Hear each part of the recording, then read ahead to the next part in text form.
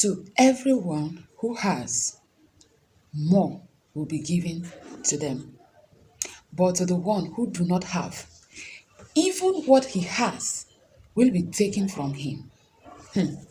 That's the statement of our Lord Jesus in the book of Matthew 25 from verse 29. Hello, welcome to Family Time. My name is Gifted Charles, and today we will be sitting at God's feet to learn His Word. Matthew chapter 25 from verse 14 to 30. So, to understand this statement from our Lord, we have to look into the story around it. A man was traveling and shared talents among his servants. To one, he gave 5 talents. To another, he gave 2 talents. To another, he gave 1 talent. The one he gave 5 talents did something with it and produces another 5 talents when the man returned. The second did the same. But to the last person, the one he gave 1 talent, buried his own talent. And when the master returned, he explained why. Listen to what he said. He said, I was afraid. This is where I want to stay. I was afraid.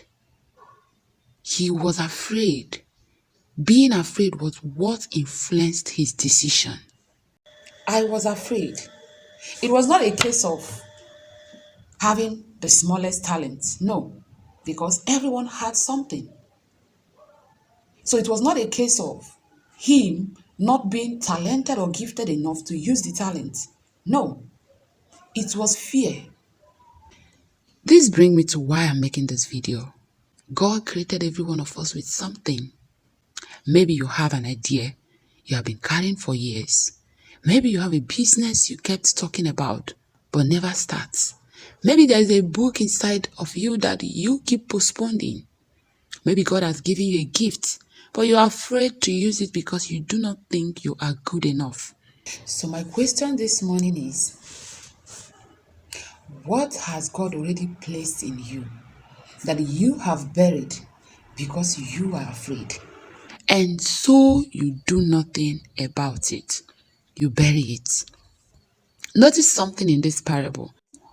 The servant with 1 talent wasn't condemned because he had 1 talent or because his talent was small.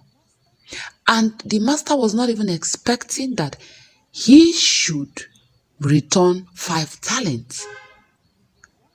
The master knew what he gave each person.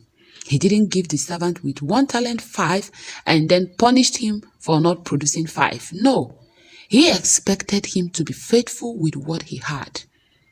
He never expected that he produces 5 when he gave him 1. All he wanted was to see him make effort, take steps, be faithful with it. This is important because sometimes comparison becomes a form of self-sabotage. You look at somebody who has 5 and becomes ashamed of the 1 that you have. You look at somebody's platform, their money, their business, their ministry, their followers, their achievements, and suddenly what God gave you doesn't look valuable anymore. But listen, do not bury your 1 talent because somebody else has 5 talents. Your responsibility is not to reproduce somebody else's assignment. Your responsibility is to steward what God has placed in your own hands. Sometimes we see people who have 5 talents and then we become ashamed of our 1 talent. All God wants is that we be faithful with our own 1 talent. What if I fail? This is where many people get stuck.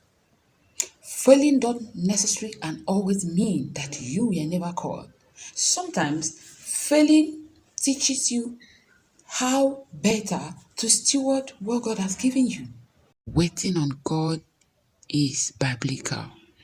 But we have to ask ourselves honestly, am I truly waiting for God's direction? Or am I using waiting as an excuse to avoid obedience?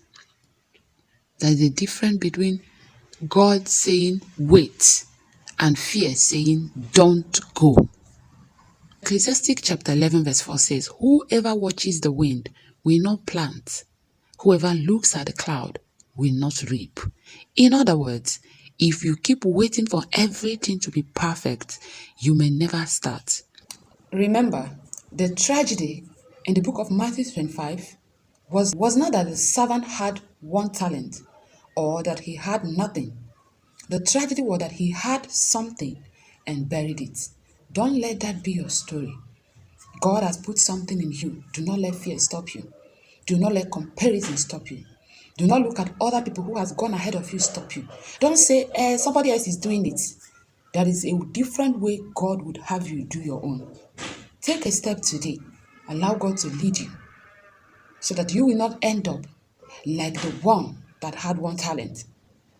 So that what you have will not be collected from you and be given to people who are doing something with what they have. God believes in you.